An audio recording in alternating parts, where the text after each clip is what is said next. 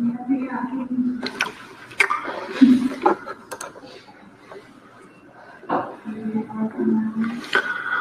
वालेकुम class.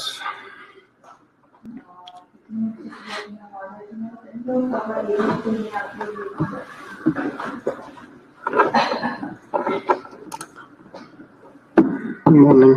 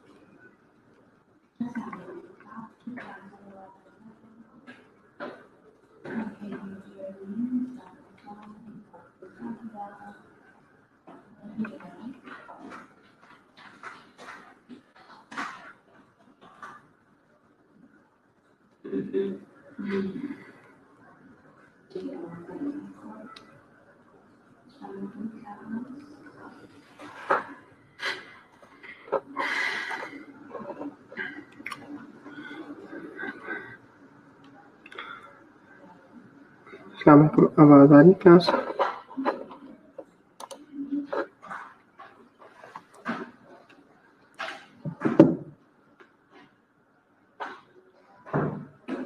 Morning.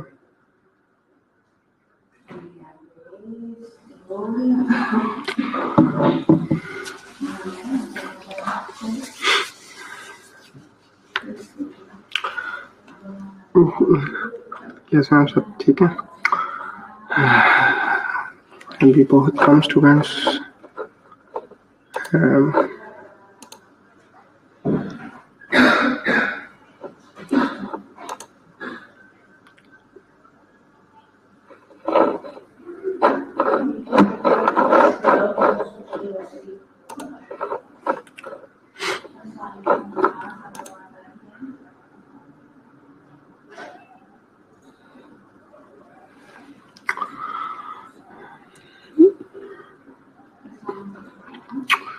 चलो, कल हमने बेसिकली इंटेग्रोमेट्री सिस्टम स्टार्ट किया था। तो इंटेग्रोमेट्री सिस्टम में बेसिकली हमने डिस्कस किया था कि हम 3 चीज़ों की जो है वो असेसमेंट परफॉर्म करते हैं।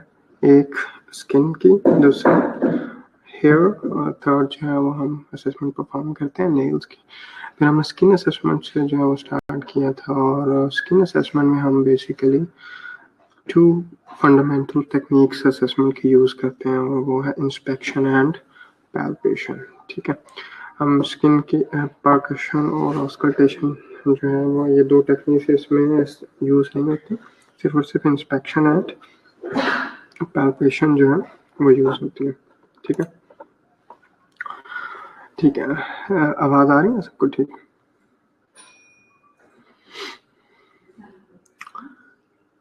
तो उसमें जो है वो सबसे पहले हम बेसिकली जब स्किन असेसमेंट जो है वो परफॉर्म करते हैं, तो ये बेसिकली जनरल सर्वे से हम स्टार्ट करते हैं। जैसे जनरल सर्वे शुरू करते हैं, तो through out the end of the examination हम इसको जो स्किन असेसमेंट परफॉर्म करते रहते हैं कि कहीं पे भी किसी भी एरिया में बाकी सिस्टम की असेसमेंट करते हुए हमें कोई फॉर्मेलिटी न जो है वो नज़र आती, तो हम उसको जो है वो नोट डाउन करते हैं। ठीक है। तो स्किन असेसमेंट में हम कौन कौन सी चीज़ें हैं बेसिकली असेस करते हैं उसमें जो है वो हम बेसिकली 8 डिफरेंट एस्पेक्ट्स जो हैं, 8 डिफरेंट जो चीज़ें हैं वो हम असेस करते हैं। उसमें सबसे पहले स्किन का colour, moisture, mobility, turgor, temperature, texture, vascularity and skin lesions. तो जो है वो हम बेसिकली ये 8 चीज़ें जो है हमारा फोकस होता है कि इन 8 चीज़ों को हमने स्किन असेसमेंट की परफॉर्म करते हुए हमने इनकी असेसमेंट करनी है। ठीक है, इनको असेस करना है। उसमें हम डिस्कस कर रहे थे सबसे पहले कलर। ठीक है। अब कलर जो है इसमें बेसिकली हमने कुछ टर्म्स जो हैं वो डिस्कस की थी। और उसमें सबसे पहले तो यह है कि कलर असेसमेंट हम किन किन एरियाज में सबसे अच्छी तरह जो है वो असेस कर सकते हैं। और उसमें सबसे पहले finger nails, lips, mucus membranes. और उस म्यूकस मेम्ब्रेन में कौन कौन से एरियाज, एक ओरल मिकोसा और पल्पेब्रल कंजक्टिवा, ठीक है। और फिर हम पाम्स और सोज पे जो है वो हम इनको जो है इन एरियाज पे जो है वो स्किन कलर की असेसमेंट परफॉर्म कर सकते हैं, ठीक है। और उसमें हमने एक रीज़न भी जो है वो डिस्कस की थी कि किस रीज़न की वजह से जो है हम बेसिकली इन एरियाज पे हमारा फोकस होता है और हम बेस्ट असेस कर सकते हैं स्किन कलर को। तो उसकी रीज़न किसी को याद है कि हम क्यों इन एरियाज में जो है बेसिकली हम स्किन कलर की असेसमेंट परफॉर्म करते हैं? फरवा, आप बताओ, आप बता सकते हो कि हम इन एरियाज में स्किन कलर को क्यों अच्छी तरह असेस कर सकते हैं?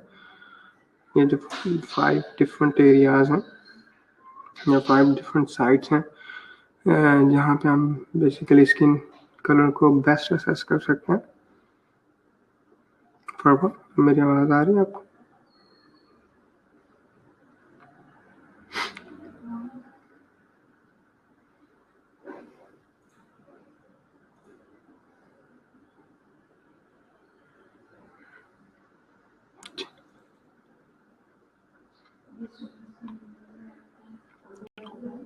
फरवा, आपका आवाज़ है?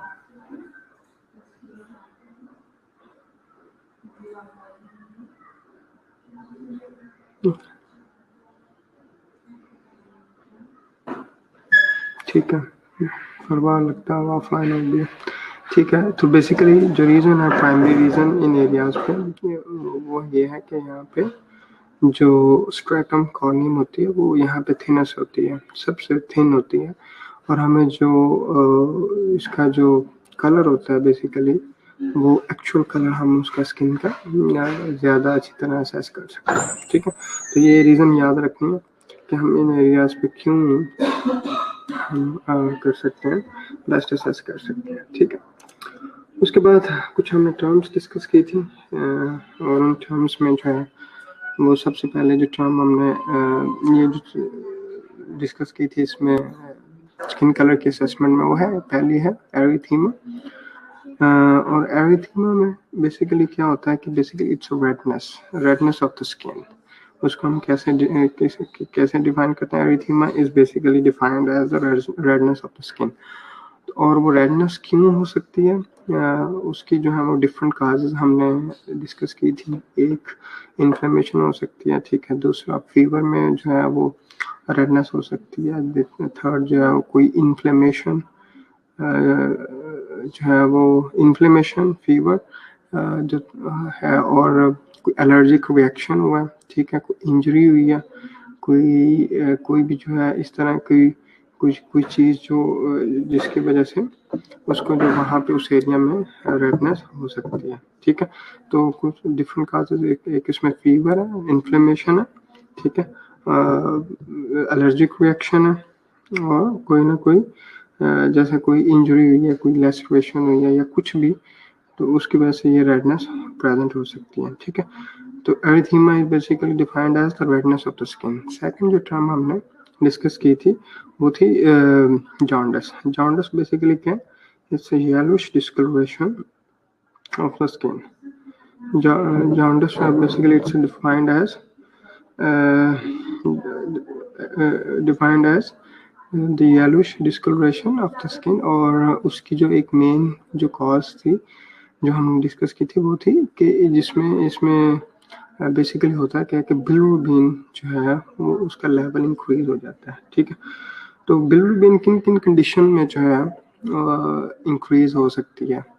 बिलिरुबिन, फर्स्ट ऑफ ऑल के बिलिरुबिन है क्या? Basically bilirubin is and product of haemolysis. ये जो हिमोलाइसिस होती है, हमारे जो रेड ब्लड सेल्स हैं ये मेनली स्प्लीन के अंदर इनकी डिस्ट्रक्शन होती है और इनका लाइफ स्पैन आपने पढ़ा होगा, इसमें बेसिकली 120 डेज जो है वो लाइफ स्पैन होता है या 4 मंथ्स।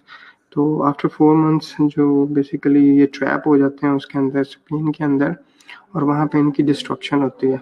उस डिस्ट्रक्शन के रिजल्ट में जो है वो बिलिरुबिन जो है वो एक एंड प्रोडक्ट प्रोड्यूस होती है। तो उसको वो जो बिलिरुबिन है वो उसको मेटाबलाइज करता है लिवर, ठीक है। अब बिलिरुबिन की इंक्रीज होने की एक तो ये रीज़न हो सकती है कि उसकी प्रोडक्शन बहुत ज़्यादा हो रही है, दैट मीन्स कि हेमोलिसिस ज़्यादा हो रही है। हेमोलिसिस अगर फॉर सम रीज़न अगर ज़्यादा हो रही है तब भी बिलिरुबिन ज़्यादा हो जाएगी बॉडी के अंदर। दूसरी रीज़न हो सकती है कि उसका मेटाबॉलिज्म नहीं हो रहा और उसकी एक्सक्रीशन नहीं हो रही, ठीक है। बिलिरुबिन जो है दूसरी उसकी रीज़न हो सकती है कि उसकी एक्सक्रीशन नहीं हो रही, कम हो रही है। तो जब कम हो रही है तो बॉडी के अंदर उसका जो लेवल है वो इंक्रीज हो सकता है। अब आपको अगर वो जीआई सिस्टम में आपने पढ़ा होगा कि बेसिकली बिलिरुबिन की एक्सक्रीशन बॉडी के अंदर से कैसे होती है कि ये एक तो जीआई के थ्रू होती है और एक यूरिन के थ्रू होती है। जीआई से इसका जो जिस फॉर्म में ये एक्सक्रीट होती है बॉडी से उसको कहते हैं हम स्टर्कोबिलिन, ठीक है। और दूसरा यूरिन के थ्रू जो है इसकी जो एक्सक्रीशन होती है वो यूरोबिलिनोजन होता है। दोनों टर्म्स आप फेमिलियर होंगे आई होप कि एक तो bilirubin in the form of stercobilin GI से एक्सक्रीट होती है और यूरिन से in the form of urobilinogen जो है वो एक्सक्रीट होती है। अब अगर किसी वजह से इसकी एक्सक्रीशन नहीं हो रही तो बॉडी के अंदर बेसिकली इसकी एक्सेस हो जाएगी और जो एक्सेसिव लेवल ऑफ बिलिरुबिन जो है वो basically causes yellowish discoloration of the skin, जिसको हम क्या कहते हैं, जॉन्डिस। तो बेसिकली मेनली लिवर डिजीज में जो है लिवर डिजीज जो होती है जिसमें लिवर का फंक्शन जो है वो इम्पेयर्ड हो जाए या एक्सेसिव हेमोलिसिस हो जाए किसी वजह से, तो वो दैट कैन कॉज जॉन्डिस, ठीक है। क्लियर है यहाँ तक? ठीक है। नेक्स्ट जो है वो साइनोसिस। साइनोसिस बेसिकली क्या है कि it's bluish discoloration of the skin. वो पहला रेडनेस, दूसरा येलोइश, थर्ड जो साइनोसिस बेसिकली है it's bluish discoloration of the skin. और ये जो है बेसिकली ये जो साइनोसिस होता है बेसिकली ये होता है कि ऑक्सी हीमोग्लोबिन जो है वो किसी वजह से ऑक्सी हीमोग्लोबिन कौन सी वाली होती है? ऑक्सी हीमोग्लोबिन जब ऑक्सीजन हीमोग्लोबिन के साथ बाइंड होती है तो जो एक कंपाउंड बनता है उसका हम ऑक्सी हीमोग्लोबिन कहते हैं, ठीक है। ऑक्सी हीमोग्लोबिन वो जो है वो बेसिकली उसकी वजह से जो कलर होता है वो ब्लड का वो ब्राइट रेड होता है, ठीक है। तो जब ऑक्सी हीमोग्लोबिन का कंटेंट किसी वजह से कम हो जाए तो that leads to bluish discoloration और इसको ग्रेइश डिस्कलरेशन भी कह सकते हैं, समटाइम ग्रेइश डिस्कलरेशन हो जाती है। वो जो है basically that leads to bluish discoloration of the skin. अब किन किन कंडीशन में जो है वो साइनोसिस हो सकता है, ठीक है। कौन कौन सी जो कंडीशन है वो कॉज कर सकती हैं साइनोसिस, ठीक है। अब उसमें बेसिकली जो ऑक्सी हीमोग्लोबिन है उसमें दो चीज़ें हैं, एक ऑक्सीजन है दूसरा हीमोग्लोबिन है, ठीक है। अब एक तो ये है कि बॉडी के अंदर किसी भी रीजन की वजह से वो ऑक्सीजन ब्लड के अंदर कम आ रही है, ठीक है। तो जब ऑक्सीजन ही ब्लड के अंदर कम होगी तो हीमोग्लोबिन के साथ ऑक्सीजन की बॉन्डिंग जो है ऑक्सी हीमोग्लोबिन है उसका कंटेंट कम हो जाएगा, ठीक। जब उसका ऑक्सी हीमोग्लोबिन का कंटेंट कम हो जाएगा तो that would lead to cyanosis. अब कौन कौन सी जो कंडीशन है वो ऑक्सीजन की कंसंट्रेशन ब्लड के अंदर कम कर सकते हैं? एनी आइडिया कौन कौन सी कंडीशन जो है वो ऑक्सीजन का कंसंट्रेशन ब्लड के अंदर कम कर सकते हैं? स्टूडेंट्स, कौन कौन सी कंडीशन ऑक्सीजन की कंसंट्रेशन ब्लड के अंदर कम कर सकते हैं? कौन कौन सी डिजीजेस या कौन कौन सी कंडीशन जो है वो कम कर सकते हैं?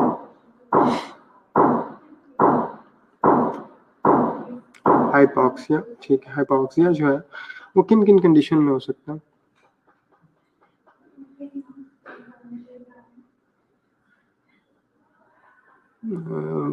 बेनिशा आप बताओ, हाइपॉक्सिया किन किन कंडीशन में हो सकता है?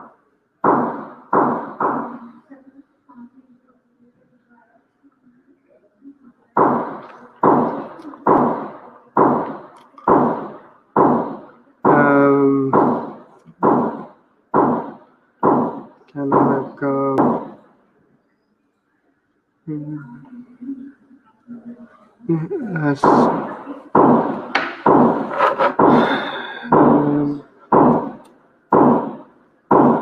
बात हो रही है, पहली जो कंडीशन हम डिस्कस कर रहे थे वो कर रहे थे ऑक्सीजन का कंटेंट लो होता है।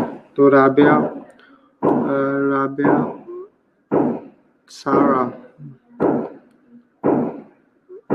basically low level of oxygen has nothing to do with low temperature, high carbon dioxide level and low pH.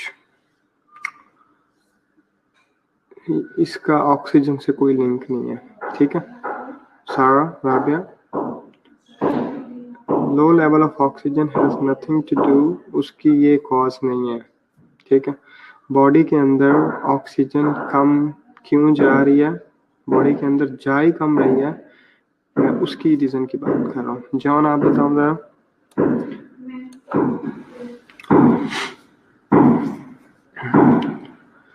कि बॉडी के अंदर ऑक्सीजन किन रीजंस की वजह से कम जा सकती है? वो तो जब जाएगी अंदर, अगर हीमोग्लोबिन कम है, एनीमिया है, जो कार्बन डाइऑक्साइड ज्यादा, जो भी है। तो John, are you there?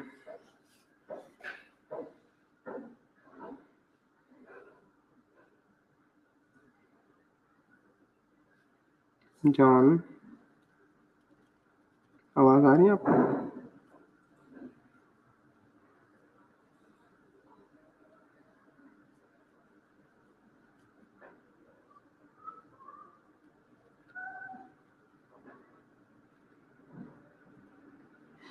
John लगता है गायब हो गया।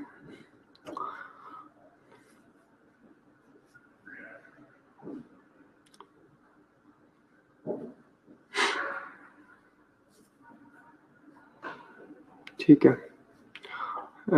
तो बेसिकली तलहा आप किसी हद तक ठीक बता रहे हैं कि जो ऑक्सीजन की डिलीवरी जो है वो किसी भी वजह से, किसी भी रीज़न से, अगर वो ब्लड के अंदर, जैसे वो लंग्स के अंदर ऑक्सीजन किसी भी वजह से कम आ रही है और वहाँ पे जो डिफ्यूजन का प्रोसेस नहीं हो रहा, तो वो कॉजेज जितनी भी कॉजेज होंगी वो ऑक्सीजन की जो लो डिलीवरी है उसकी होंगी बेसिकली, ठीक है। तो उसमें मोस्टली रेस्पिरेटरी प्रॉब्लम्स आ जाती हैं, ठीक है।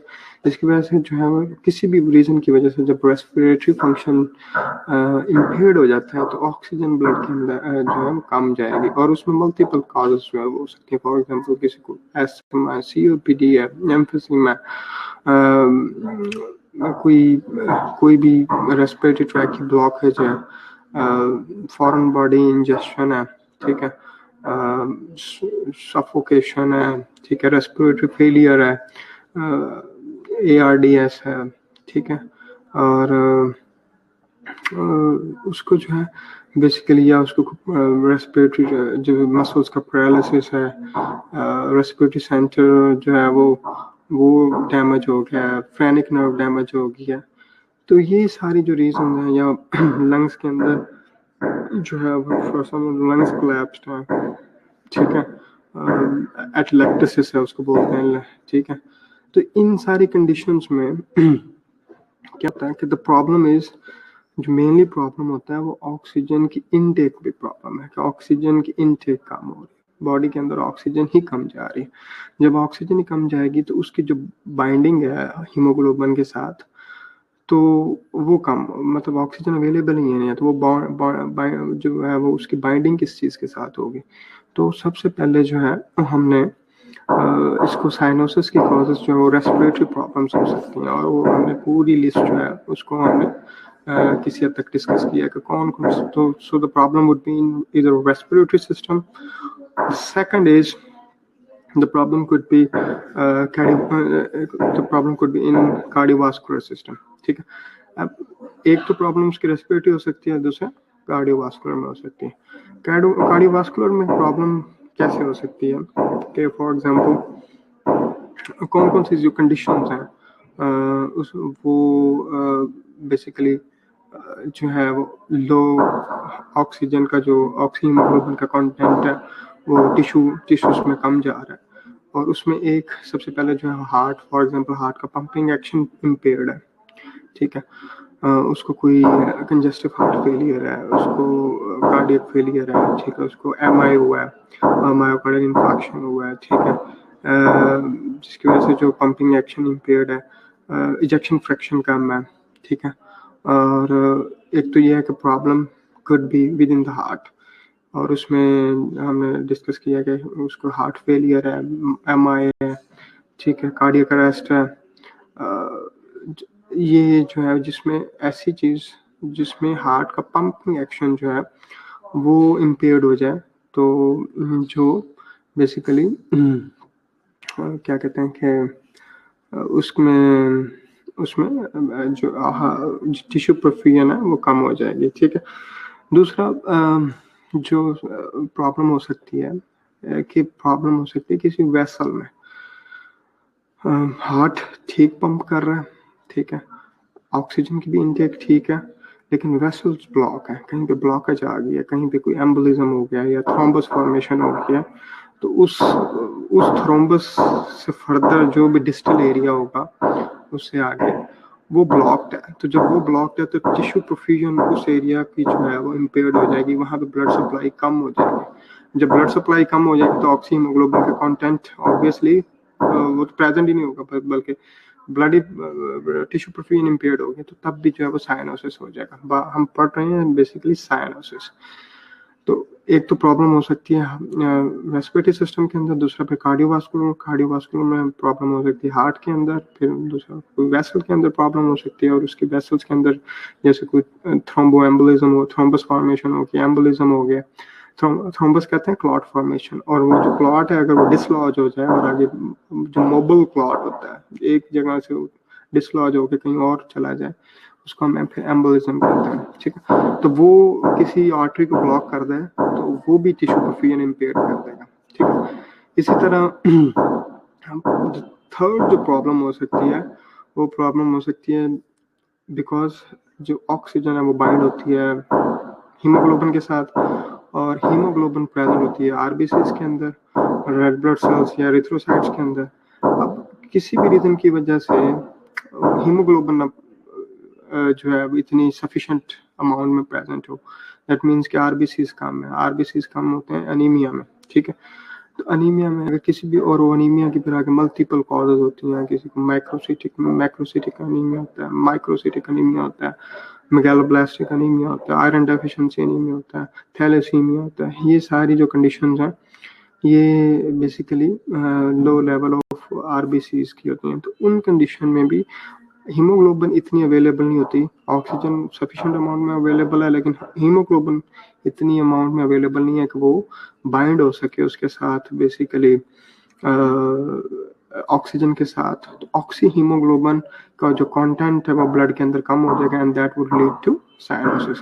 सो बेसिकली साइनोसिस की मल्टीपल काजेस हो सकती हैं. एक रेस्पिरेटरी सिस्टम, और रेस्पिरेटरी में आगे एन नंबर ऑफ काजेस हैं, और इसी तरह जो कार्डियोवास्कुलर उसमें फिर हार्ट के अंदर प्रॉब्लम हो सकती है, और फिर जो वेसल्स के अंदर भी प्रॉब्लम हो सकती है. फिर ब्लड जो है वो मीडियम है एक, और ये मीडियम जो है वो हम यूज़ करती है बॉडी जो है ट्रांसपोर्टेशन के लिए. और अगर उस मीडियम में कोई प्रॉब्लम है, और वो जो मीडियम में प्रॉब्लम कब आ सकती है बेसिकली उसके अंदर अनीमिया फिर आगे अनीमिया की कॉज है. तो अगर कोई क्वेश्चन आ जाए कि what are the different causes of cyanosis, तो आपने बेसिकली उसकी एक हेडिंग बना के ऐसे कि cardiovascular respiratory causes, cardiovascular causes, और फिर जो है हेमोलिटिक जो हेमेटोलॉजिक कॉजेस जो है उसमें आ जाएंगे ये अनीमिया वगैरह, ठीक है। तो आप इस तरह जो है वो इसकी साइनोसिस की कॉजेस आप इस तरह डिफाइन कर सकते हैं, ठीक है। फिर साइनोसिस 2 टाइप्स का होता है कि सेंट्रल होता है, पेरिफेरल होता है। सेंट्रल जो हम टिप ऑफ द नोज और लिप्स पे हम ऑब्जर्व कर सकते हैं। पेरिफेरल जैसे टो नेल्स, फिंगर नेल्स या जो डिस्टल जो बॉडी पार्ट्स होते हैं यहाँ पे जो है वो विजिबल होता है, ठीक है। तो ये जो है वो साइनोसिस की पूरी डिस्क्रिप्शन है। क्लियर है यहाँ तक? अच्छा, नेक्स्ट जो है वो पेलर। पेलर जो है बेसिकली क्या है, पेलनेस। जब स्किन पेल हो जाए तो उसको हम पेलर कहते हैं, ठीक है। अब इसमें बेसिकली क्या होता है कि इसकी मेनली जो कॉज होती है पेलर की वो अनीमिया होती है, कि जिसमें जो बेसिकली कंटेंट होता है उसका हीमोग्लोबिन या रेड ब्लड सेल्स का कंटेंट वो कम हो जाता है। साइनोसिस और पेलर में फिर क्या डिफरेंस होगा, आप इसको कैसे डिफाइन करेंगे? उसमें भी हीमोग्लोबिन का एक वन ऑफ द काजेस ऐसी है कि हीमोग्लोबिन उसमें कम हो रही है, एनीमिया हो रहा है, तो वो भी साइनोसिस कर रहा है। और पेलर और साइनोसिस में क्या डिफरेंस होगा फिर, आप क्या इन टर्म्स ऑफ कॉजेस, उसमें भी वो एनीमिया की एक कॉज आ रही है और पेलर में भी आ रही है, तो how can we differentiate between the causes?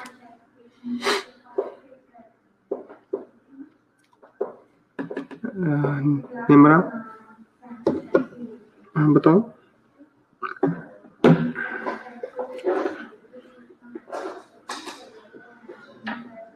Cyanosis में सैचुरेशन कम है, ओके। एंड पेलर?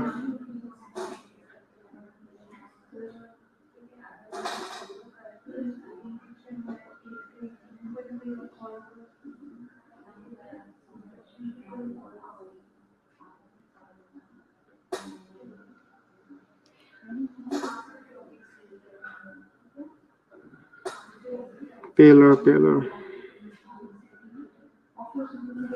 कोई आइडिया है क्या डिफरेंस हो सकता है? पेलर जो है बेसिकली इसमें हीमोग्लोबिन का कंटेंट कम होता है, ऑक्सी हीमोग्लोबिन या हीमोग्लोबिन का कंटेंट कम हो सकता है, लेकिन जो साइनोसिस होता है उसमें एक एब्सोल्यूट डेफिशिएंसी हो जाती है ऑक्सी हीमोग्लोबिन की, कि वो बिल्कुल ही जो है वो ना होने के बराबर होती है वहाँ पे oxygen, saturated oxygen, saturated haemoglobin. तो वो ज़रा एक एक्यूट किस्म की एक कंडीशन होती है जिसमें जो है वो सिग्निफिकेंटली जो है वो ऑक्सी हीमोग्लोबिन का कंटेंट कम हो जाता है। पेलर जो है वो इसमें होती है लेकिन कम होती है, ठीक है। ओके, तो ये जो है वो बेसिकली मेन डिफरेंस है इसका। फिर जो है वो इस नेक्स्ट जो है वो है हाइपर पिगमेंटेशन और हाइपर पिगमेंटेशन। तो स्किन के अंदर एक पिगमेंट होता है जिसको हम मेलानिन कहते हैं, और जो मेलानिन है तो कंसंट्रेशन या जो भी उसकी जो अमाउंट है उसकी मेलानिन की वो डिटरमिन करती है बेसिकली स्किन कलर। जितना ज़्यादा मेलानिन होगा उतनी ज़्यादा डार्क या टेंट कलर की जो है वो ब्राउन स्किन होगी, ठीक है। अगर कम होगा तो उतनी ज़्यादा जो है वो स्किन जो है उसकी जो पिगमेंटेशन है वो कम होती जाएगी। तो इसमें दो टर्म्स हैं basically, hyper pigmentation and hyper pigmentation, ठीक है। हाइपर पिगमेंटेशन बेसिकली क्या है कि जिसमें मेलानिन जो है वो ज़्यादा हो जाता है बेसिकली, ठीक है। मेलानिन फॉर सम रीजंस ज़्यादा हो जाता है, और उसकी दो मेन कॉजेज होती हैं जो कॉमन है। एक तो ओवर सन एक्सपोजर, के जो सनलाइट है सन उसमें यूवी रेज होती हैं, और यूवी रेज बेसिकली मेलानिन की प्रोडक्शन को जो है वो इंक्रीज कर देती हैं, ठीक है, जिसकी वजह से जो स्किन है वो डार्क ऐसे हो जाती है, टेन या ब्राउन हो जाती है।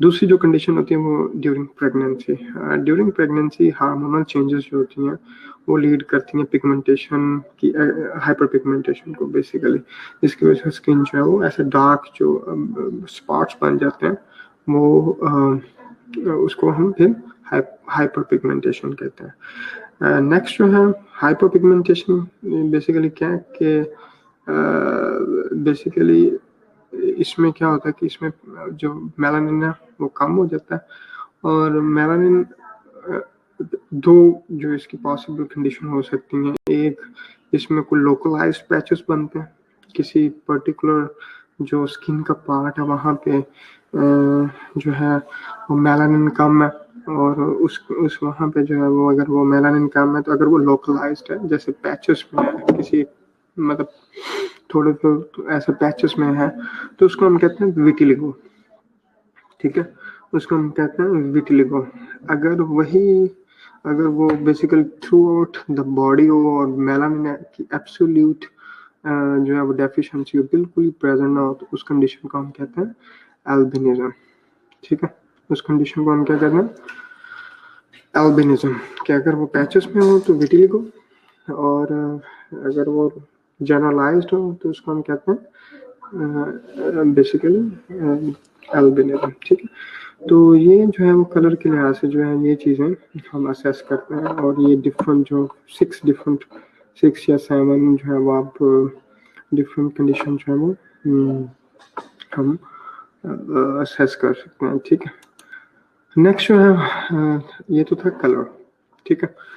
कलर में हमने पूरी उसकी असेसमेंट परफॉर्म कर ली कि कलर में हमने क्या क्या चीज़ें जो है वो नोट डाउन करनी है, कैसे करनी है, कहाँ पे करनी है।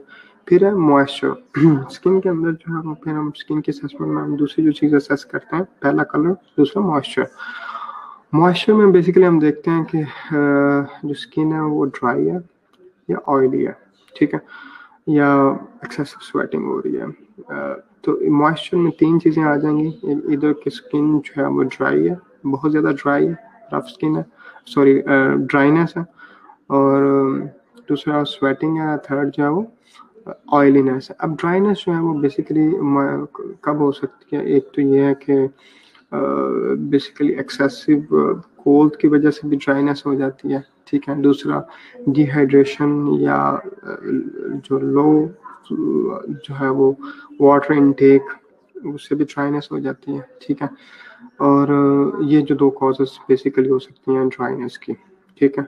एक बेसिकली जो है वो लो इनटेक ऑफ जो है वो वाटर, एंड दूसरी जो है वो डिहाइड्रेशन बेसिकली क्या होता है कि डिहाइड्रेशन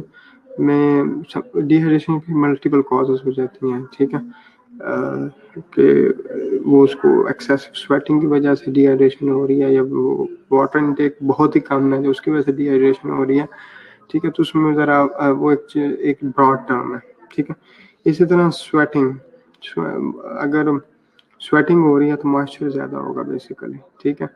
स्वेटिंग हो रही है तो मॉइस्चर ज़्यादा होगा। इसी तरह जो थर्ड जो कंडीशन है वो है ऑयलीनेस, कि अगर स्किन मॉइस्चर बहुत ज़्यादा है और वहाँ पे जो स्पेशियस ग्लैंड्स हैं वो भी जो एक बेसिकली एक उस सीबम प्रोड्यूस करते हैं, ठीक है। तो वो सीबम जो है वो ज़्यादा है तो ऑयलीनेस जो है वो क्या हो जाएगी, ज़्यादा हो जाएगी, ठीक है। तो ये एक हम मॉइस्चर में ये 3 चीज़ें जो है वो असेस करते हैं।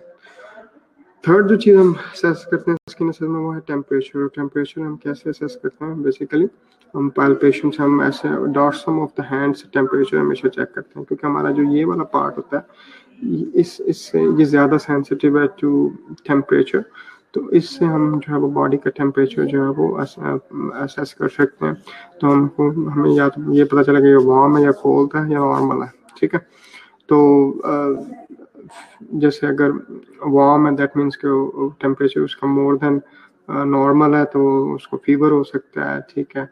और फिर उसकी मल्टीपल कॉजेज हो सकती हैं, तो उसका जो टेम्परेचर है वो लोकली हाई है या जनरलाइज्ड है, पूरी बॉडी के through out body temperature high है, ठीक है। जैसे लोकलाइज्ड टेम्परेचर कब हाई हो सकता है, किन कंडीशन में टेम्परेचर हाई है लेकिन लोकलाइज्ड है, और बड़ी टिपिकल ऐसे साइन होता है, एक कंडीशन होती है जिसको हम सेल्यूलाइटिस कहते हैं, कि अगर स्किन इन्फेक्शन हो जाए, और वो स्किन इन्फेक्शन कौन सा, सेल्यूलाइटिस, तो उसका जब हम उस एरिया को ऐसे टच करते हैं, उसको पाल्पेट करते हैं, तो हमें वो एरिया जो है वो हमें वार्म फील होता है एज कम्पेयर टू उसका जो सराउंडिंग एरिया होता है, एडजेसेंट एरिया होता है, उससे ज़्यादा होता है, तो that might indicate the presence of cellulitis, ठीक है।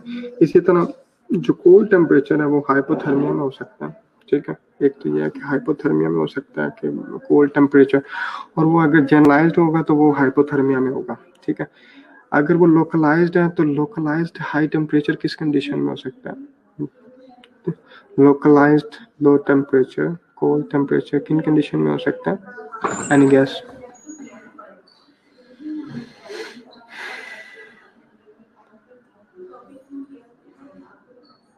Class any guess? Localised cold temperature किन कंडीशन में हो सकता है?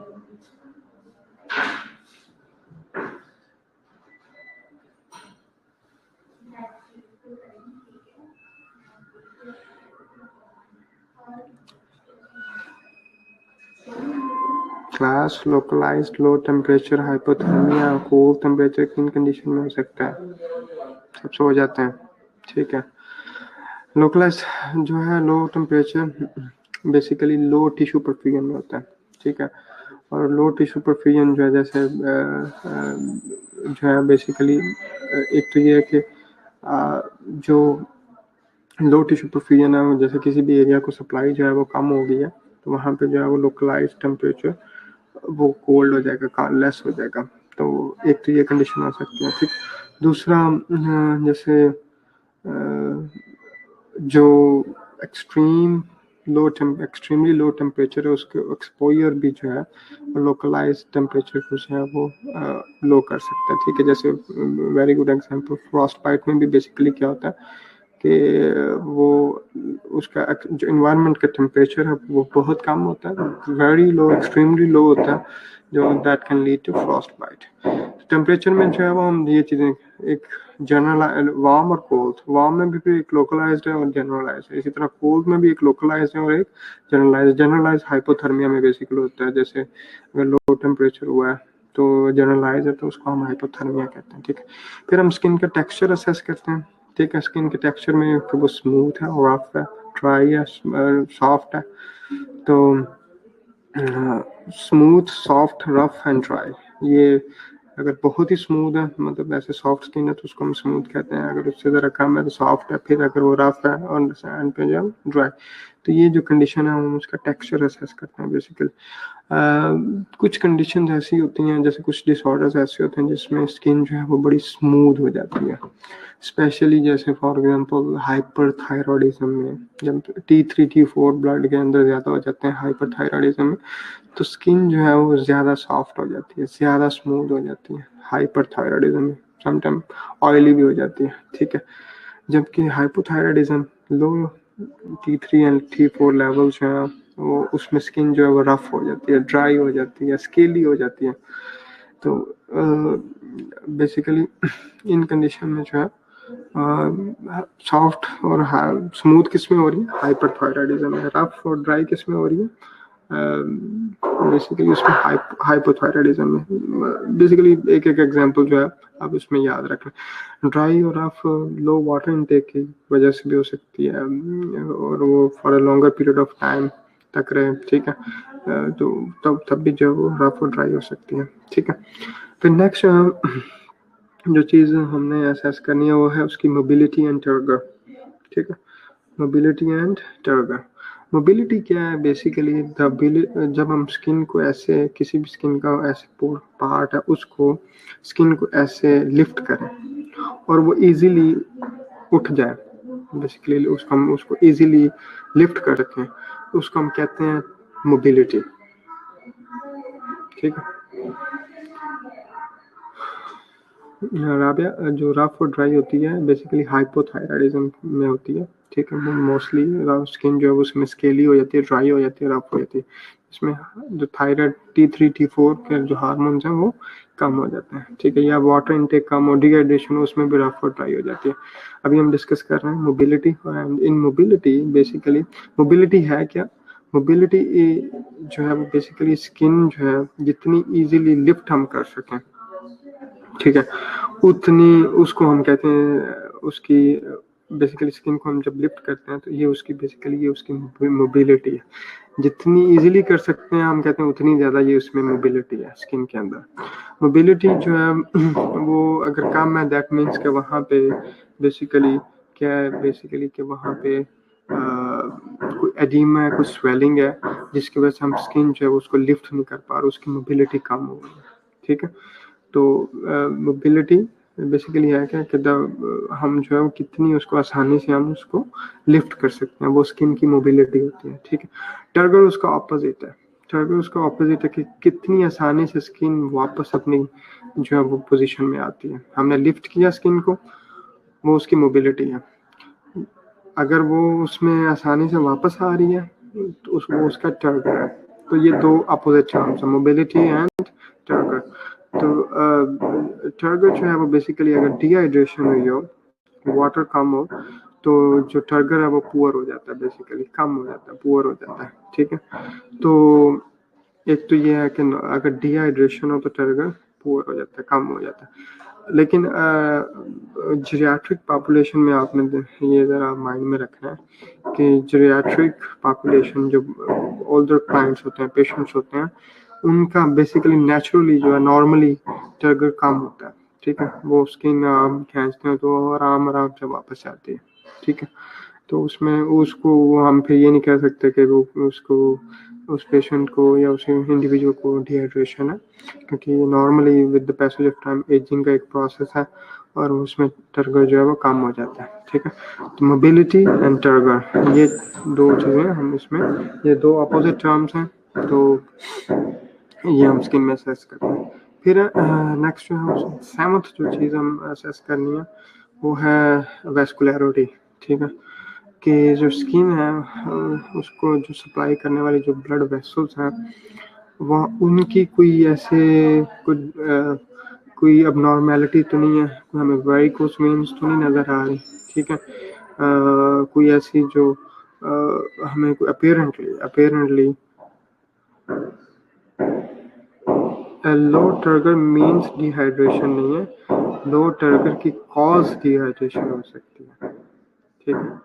सारा लो टर्गर उसका टर्गर काम है, उसकी कॉज हो सकती है डिहाइड्रेशन, ठीक है। वेस्कुलरिटी क्या है कि हमने वेस्कुलरिटी असेस करनी है कि कोई वेसल्स की ब्लड को जो ब्लड वेसल्स हैं उनकी कोई प्रॉब्लम तो नहीं है, वेसल्स इंटैक्ट है, हमें नेकेड आई से हमें कोई ऐसी अबनॉर्मेलिटी नज़र तो नहीं आ रही, जैसे वेरिकोस वेन्स हैं, वो जो वेन्स ऐसे चुड़मुड़ हो जाती हैं, वो उनको हम वेरिकोस वेन्स कहते हैं, ठीक है।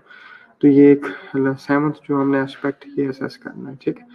लास्ट में हमने असेसमेंट करनी है जो स्किन की, वो है skin lesions, the presence of any skin lesion, ठीक है।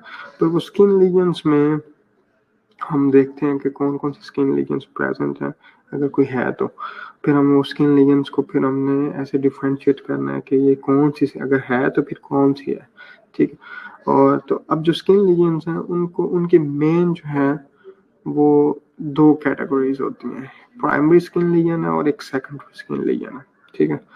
एक प्राइमरी स्किन लीजन होती है और एक सेकेंडरी। प्राइमरी जो है वो जो जो स्किन लीजन जो एक ओरिजिनल जो एक स्किन लीजन होती है उसको हम प्राइमरी कहते हैं, जो डेवलप होती है फॉर एनी रीजन, ठीक है। सेकेंडरी लीजन बेसिकली ऐसी स्किन लीजन होती है जो प्राइमरी से आगे, प्राइमरी स्किन लीजन आगे कन्वर्ट हो गया इनटू सेकेंडरी स्किन लीजन, तो वो सेकेंडरी होती है। पहले वो प्राइमरी थी, उसमें फिर चेंजेस आए और उन चेंजेस की वजह से वो ऐसी उसमें चेंजेस आए क्या वो हम उसको कहेंगे कि ये एक्चुअल में ये प्राइमरी इसकी ये थी, अब ये है। तो वो दो हम स्किन लीजन्स को बेसिकली टू कैटेगरीज में मेनली डिवाइड करते हैं, एक प्राइमरी स्किन लीजन्स, दूसरी सेकेंडरी। और जो प्राइमरी और सेकेंडरी दोनों में ना फिट हो उसको हम मिसलेनियस जो है स्किन लीजन्स में कैटेगराइज करते हैं, ठीक है। तो नेक्स्ट लेक्चर में हम जो है इनकी प्राइमरी और सेकेंडरी स्किन लीजन्स जो है वो डिस्कस करेंगे। उसमें प्राइमरी स्किन लीजन में macula patch, papula plaque, nodule, tumour, wheal, vesicle, bulla, pustule, purpura, petechiae, एक्टिनोसिस, हेमाटोमा, ये सारी की सारी जो है ये प्राइमरी, फिर सेकेंडरी में crust, scale, erosion, ulcer, fissure, lichenification, atrophy, excoriation, scar और कीलॉइड, ये जो है ये हम आगे फर्दर जो है नेक्स्ट लेक्चर में हम ये प्राइमरी और सेकेंडरी स्किन लीजन जो है वो डिस्कस करेंगे, ठीक है। तो आई होप के कौन सा फर्स्ट पॉइंट राबिया पूछ रही हो?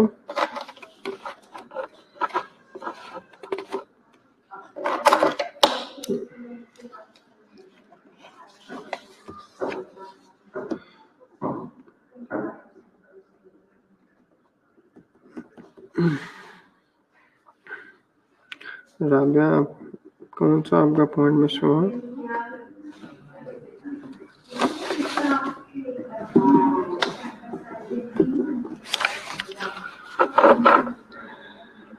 बिल्कुल स्टार्ट वाला तो हमने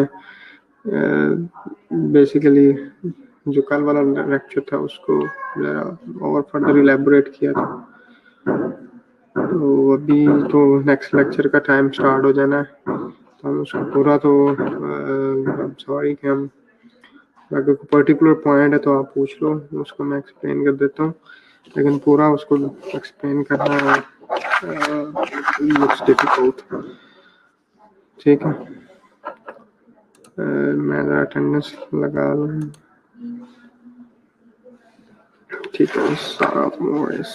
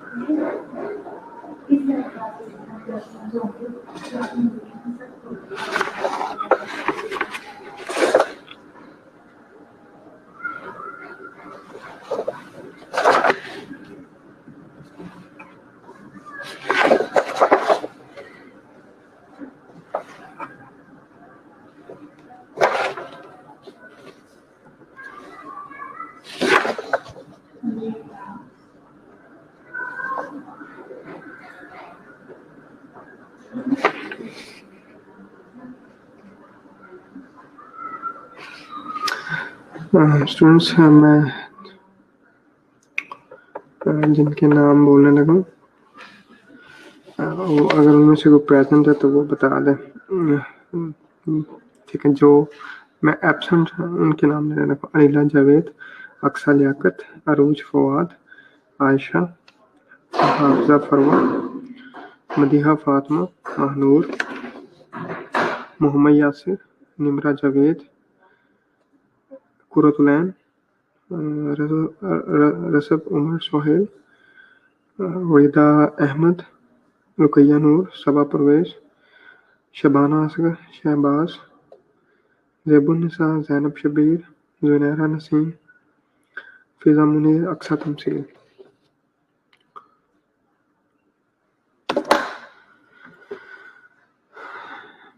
इनमें से अगर फरवा आपसे मैं क्वेश्चन पूछ रहा था और आप तब थी नहीं ऑनलाइन, अब आ गई। अक्सा आपकी भी अटेंडेंस लग गई।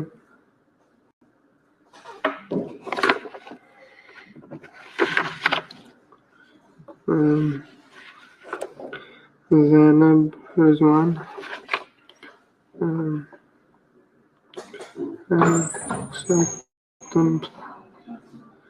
अक्सा आपकी अटेंडेंस लग गई। ठीक है, और कोई प्रेजेंट है तो वो बताएं इनमें से। ठीक है फरवा, इनमें से कोई और कोई प्रेजेंट है? ठीक है, अनिला जावेद, अक्सा लियाकत, अरूज फवाद, आयशा, मदीहा फातिमा, महनूर, मोहम्मद यासिर, निमरा जावेद, कुरतुलैन, रसम उमर सोहेल, वहीदा अहमद, रुकैया नूर, सबा परवेज, शबाना असगर, शहबाज, ज़ैबुन्निसा, ज़ैनब शबीर, ज़ुनैरा नसीम एंड फिज़ा मुनीर। इनमें से कोई प्रेजेंट है तो बता दें।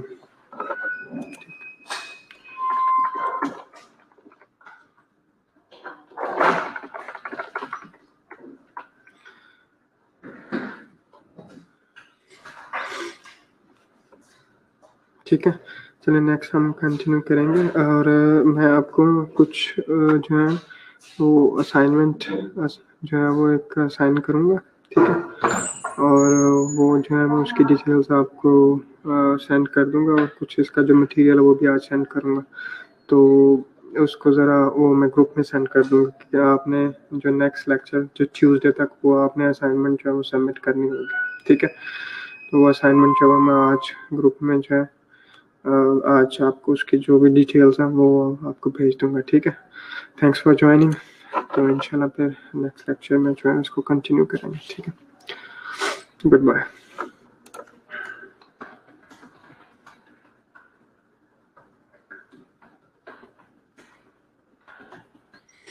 Take care.